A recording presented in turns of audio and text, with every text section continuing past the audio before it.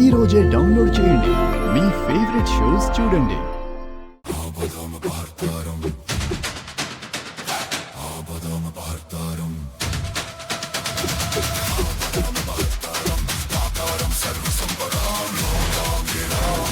గగన్ ఇప్పుడు నా బావ చేతిలో ఓడిపోతే నిన్ను కూతురుగా అంగీకరిస్తానని చెప్పాడు. గగన్ బావా నాన్న చేతిలో ఓడిపోతున్నారు. నేను మాటేస్తున్నాను.